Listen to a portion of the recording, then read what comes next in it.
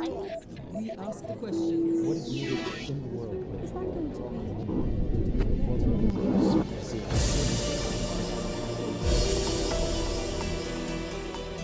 When Israel's Prime Minister visited Washington last week on the eve of the Purim holiday, he gave President Obama what he considered a symbolic gift, a copy of the Old Testament book of Esther. Netanyahu called it background reading on Iran, since its story concerns relations between Jews in the Persian Empire some 2,500 years ago. It's considered by scholars to be mostly fiction, but for Netanyahu, Esther represented justification for his stance against modern Iran. Israel must reserve the right to defend itself. And after all, that's the very purpose of the Jewish state, to restore to the Jewish people control over our destiny. But Netanyahu's controversial reading of history, even his fight to preserve the state of Israel, are questioned by many of Judaism's own religious authorities. This is against the will of the Almighty, and this is not what it means to be a Jew. On the threat from Iran and President Ahmadinejad, he gives charity to the Jewish communities, and the words wipe out. He constantly says that Iran doesn't have a history, and he's not talking about harming anybody. He says that God will not allow this crime to happen.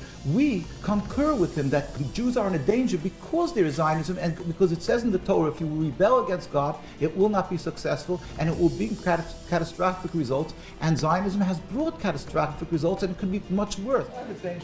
Today on Talk to Al Jazeera, Rabbi David Weiss explains why Zionism and Judaism are not necessarily the same thing. Rabbi, first of all, thank you for talking to Al Jazeera. Thank you. It's an honor and a privilege to be on your show. Your most distinctive feature that I have noticed in seeing you in the media are the signs that you wear on your lapel. Please explain. This is a sign that conveys the message of what it means to be a Jew. As it says, a Jew, not a Zionist, and pray for the speedy, peaceful dismantlement of the state of Israel. And then it's repeated, nkusa.org, our site for people to go further and see it, their website, and then to see it's in Arabic, the same message. And basically it means that people, unfortunately, around the world see somebody as I am dressed, and they think that automatically I am dressed very religiously. I'm definitely a strong supporter of the state of Israel and of the occupation of the people of Palestine.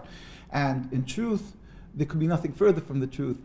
In truth, what you want is the speedy, peaceful dismantlement of the state of Israel. Because it's contradictory. Judaism is subservience to the Almighty, practiced for thousands of years, a covenant with God to be subservient to Him. And Zionism is a new movement, a relatively new movement, a transformation from the religion into a base, materialistic, nationalistic movement to have a piece of land which is forbidden for the Jewish people. Okay, we'll have to unpick this piece by piece, I think, because for most people, the idea of the state of Israel is fixed within a very rigid framework, and what they understand about the existence of Israel is by and large very uniform, at least according to what you read in newspapers. So let me try and get your position clear on this. What you're saying is that the existence of Israel is somehow against your religion. The Jewish religion forbids, since the destruction of the temple 2,000 years ago, we were given an edict, a decree by God, it's a prophecy of King Solomon, that we are not to attempt to recreate our sovereignty. Even 1 inch of Jewish sovereignty, even in an uninhabited land, is expressly forbidden. And Jews wait for the day when God will make a miracle, where all humanity will serve Him in harmony. We won't have to convince an atheist that there is a God. Everybody will recognize God, and then we will all go up and serve Him. Prior to that event, we are expressly forbidden to try to attempt to make any Jewish nationalism sovereignty, and this was respected and upheld by Jews throughout the trials and tribulations of the Inquisition, the Crusades, and every time period of Judaism when they were easily capable of buying land. They never did it because they understood this is against the will of the Almighty, and this is not what it means to be a Jew. Once again, this is not an opinion that you hear expressed very often. Are you in a minority? Is this simply your reading of the Torah? No, this is the view of Judaism and Jews who are practicing the religion who are around the world, you will find invariably any religious community that is very religious. We carry around, first we have called the Rabbi Speak Out. This is the leaders of Judaism from Sephardic, Ashkenazic, in other words, European, Middle Eastern, any country. The rabbis, when Zionism came, the concept of Zionism was developed, the Jewish rabbinical authorities universally said, no, this is forbidden for us to do. The reason being that it is not the concept of subservience to God, it's a nationalism, and in its actions, when it comes into fruition, when they created the state, the concept of stealing from people, killing, stealing, is all forbidden according to the Torah. So in every facet, Zionism is a rebellion against the command of God. But what about the argument that a lot of them make, and that is that the Bible specifically says that this land was given to the Jewish people by God, and therefore it belongs to them? That is why Zionism decided, when they're making their national home, to make it in Palestine, because really the fathers of Zionism in the 1895, in the 1890s, when they made their first meetings, they discussed making their national home in Uganda, in Patagonia. And because they were anti-religious, Theodor Herzl, Ben Gurion, well, at that time Jabotinsky, Theodor Herzl, these people detested the religion. As we have a compilation of their writings in his own diary, Theodor Herzl wrote that Jews should convert to Christianity. That would be the solution to the Jewish problem. And it should be done in pride and music. On page 14 of his diaries, we will get to that with God's help. And he didn't circumcise his son. He wrote about this in the newspapers, that he's not circumcising his one son's hands. So they detested religion. They were looking for a practical area of that they would flourish, a land that would be fruitful, and to create a land. But then they realized, practically speaking, you need a massive backing as far as money goes, and the way to get that from the world is to go to Palestine and claim that they're doing God's will, they're the beginning of God's redemption, and therefore people should support them, because in the Torah it says that God gave the Jewish people the land. But Zionism also claims exception because of the Holocaust. Now, you just attributed the phrase to Theodor Herzl, the solution to the Jewish problem, yes. And that will have raised ears all over the world, because that's the phrase that most people attribute to Hitler.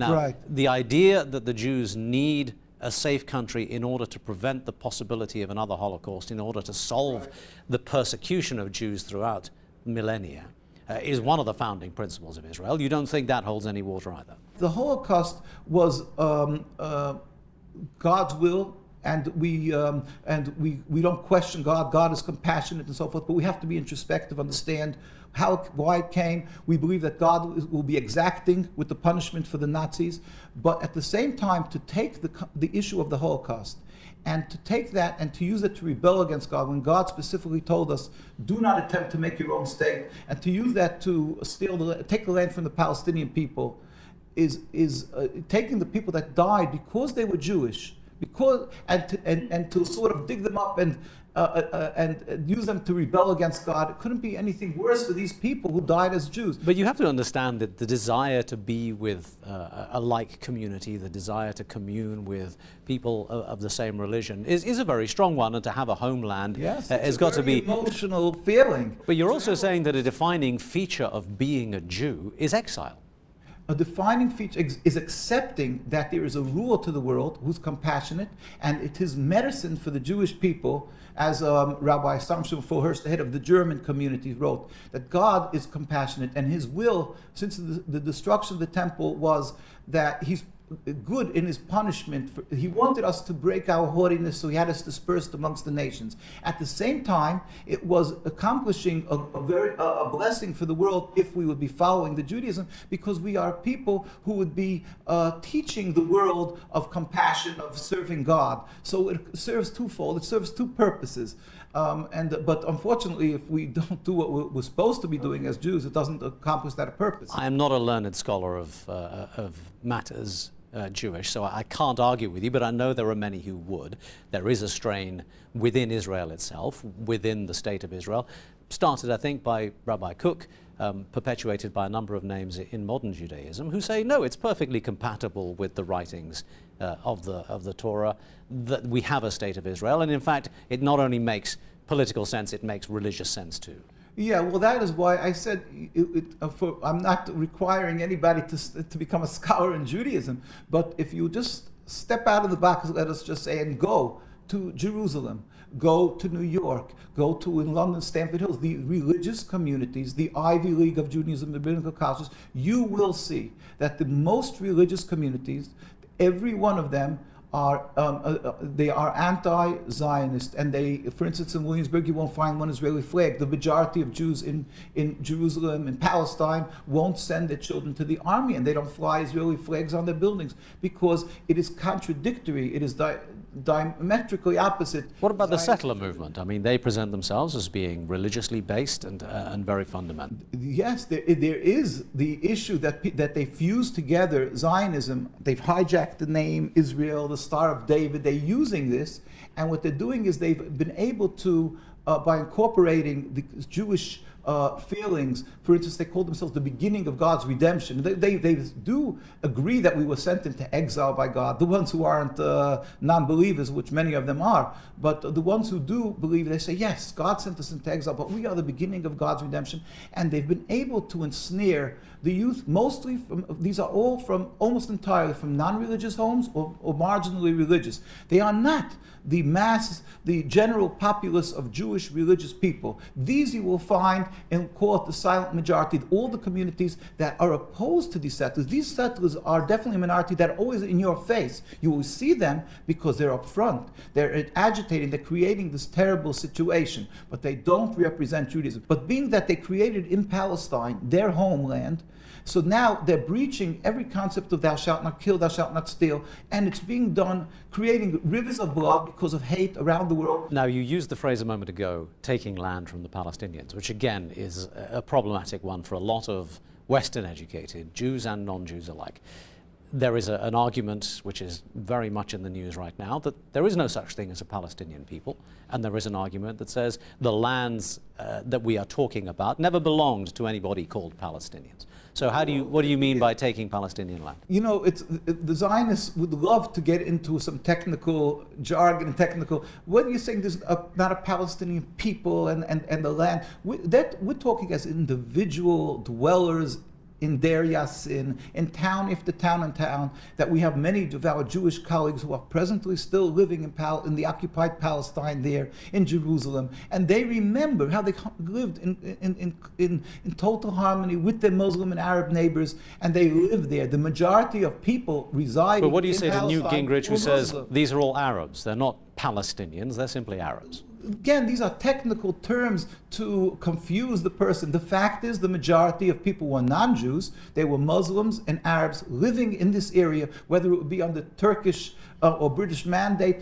That's neither here nor there. But they are the indigenous people who they either left because they were attacked as in Deir Yassin, or they ran away out of panic because they've seen what happened in these towns.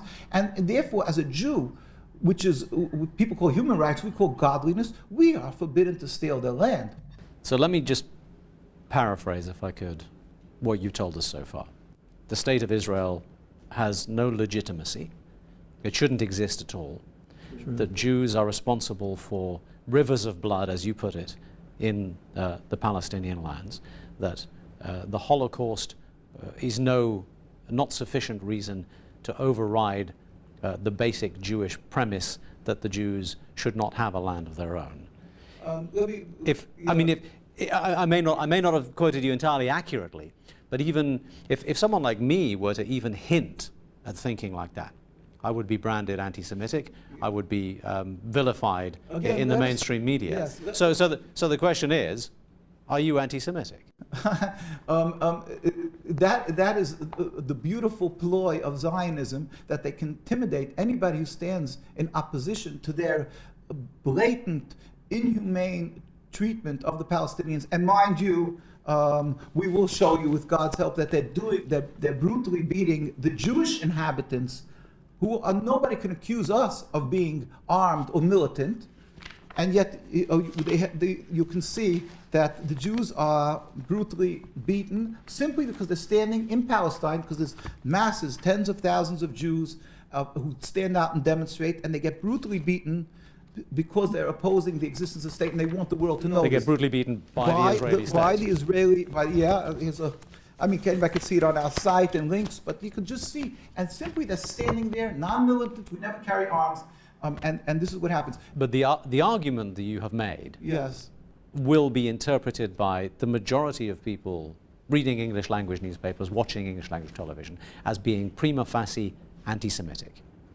How does that make you feel that what you believe to be Right. a true representation of your religion is being portrayed in the media as actually being completely contrary to that? Yeah, well, that's part of the tragedy that the media has been, unfortunately, we feel, sometimes owned and sometimes intimidated in a large manner by Zionism, which they have media watch, just like they have AIPAC that affects politicians, are fearful of speaking against the Zionist actions or whatever they do because they're labeled anti-Semitic.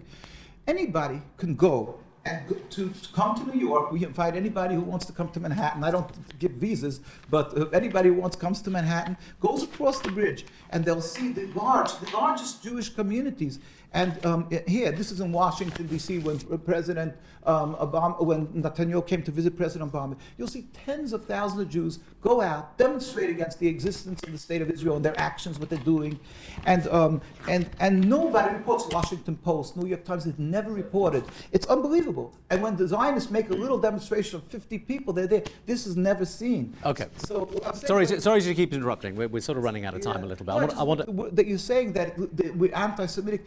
All the charitable organizations, all the Jewish growth and that flourishes is from these communities. And we, so not only we're not anti-Semitic, we are concerned about all the Jews. Are you do for them. Are you a self-hating Jew then? Because we are concerned for the life and spiritual and physical of the Jewish people. We're saying they're causing bloodshed. Remove this impediment to peace, and we can live together, Muslims and Jews and Christians together in peace. We pray for the speedy and peaceful dismantlement of the state. One of the other observations that I would make, everything that you have said, in many ways, reflects, quite funnily enough, the views of President Ahmadinejad of Iran, whom you have just visited. Yeah. And he, of course, is vilified as being the most anti-Semitic man in the world right now, with the sole aim of wiping out Jews and the state of Israel. Now, you've spoken to him very recently. Is that a fair characterization? I'm not his lawyer. I'm not going to go into his heart, but the fact is, even Zionist papers admitted to the fact that he gives charity to the Jewish communities, and he says one thing: he has a problem with the oppression of the Palestinian people and the words "wipe out." He constantly says that Iran doesn't have a history, and he's not talking about harming anybody. He says that God will not allow this crime to happen. We concur with him that God. The Jews are in a danger because there is Zionism, and because it says in the Torah, if you rebel against God, it will not be successful, and it will bring catastrophic results. And Zionism has brought catastrophic results, and it could be much worse. You speak with great passion.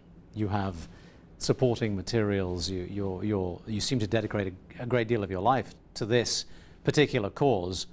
A lot of people will look at you and go, well, just one perhaps slightly extreme, perhaps slightly misguided individual. I mean, do you get much personal attack? Do you actually feel that anyone is listening out there, given what we see in the media every day? Well, again, that is the point. We say Zionism, that they vilify, they ridicule. Other people they call anti-Semitic, us they call self-hating Jews and so forth. They ridicule us as being just some a nominal number. But we invite anybody to come and study for themselves the makeup of Jewish communities worldwide, and they will find that the Jewish communities that are practicing the religion properly around the world, without an exception, from Australia, which is in Melbourne, the most, to Argentina, and I was in all these communities, thank God. No, I wasn't in Australia, I'm sorry, in Argentina. We just share this same view. You clearly are very passionate about your beliefs, but you are also clearly fighting some fairly formidable forces in terms of the Zionist movement itself, the State of Israel, international Western opinion and all. Do you have much faith that your voice will be heard? The great leader, Chief Rabbi of Palestine, Rabbi Teitelbaum of blessed memory, he passed away some 30 years ago.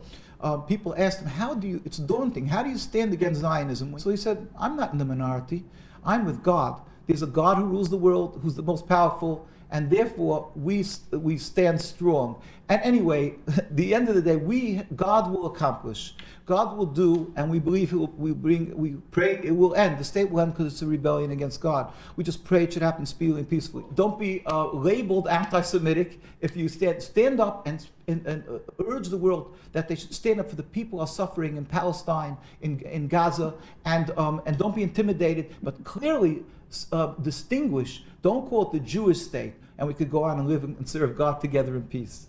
Rabbi, thank you for talking to Al Jazeera. Thank you. It's an honor and a privilege.